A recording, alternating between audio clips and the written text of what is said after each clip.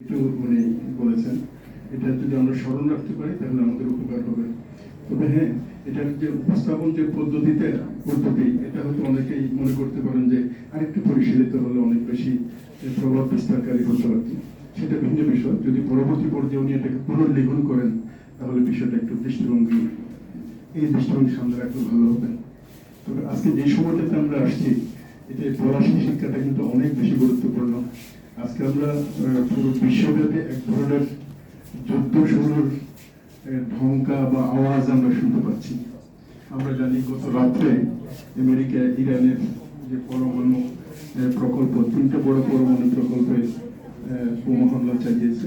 এর মধ্যে ইরান তার প্রতিক্রিয়ায় বলছে যে আমেরিকান যেসব জনবল অথবা সামরিক শক্তি সব তাদের টার্গেটের মধ্যে পড়বে।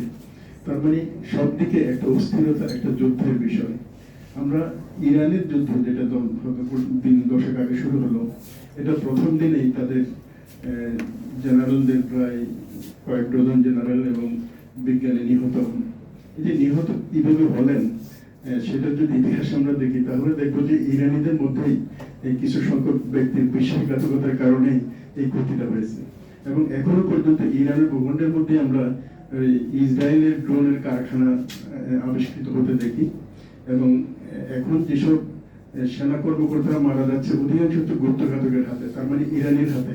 সেই ইরানিরা ইসরায়েলিদের চাপ হিসাবে কাজ করে এই কাজগুলি করছে।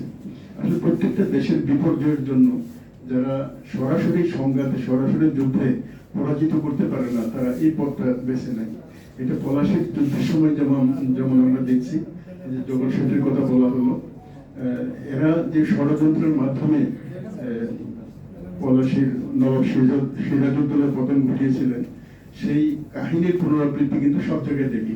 হয়তো নাটকের মঞ্চটা আলাদা আলাদা থাকে এবং কাহিনীর মূল ইস্যুটা কিন্তু একরকমই। ফলে এখন আমরা যারা বাংলাদেশে এখন আছি, বাংলাদেশ কিন্তু অত্যন্ত একটা ক্রান্তিকাল পার হচ্ছে। আমরা জানি যে ষড়যন্ত্রের হাতে পলাশিতে যে সিরাজউদ্দৌলা পরাজিত হয়েছিলেন, একই ষড়যন্ত্রের আবহের মধ্যে আমরাও কিন্তু এখনো আছি।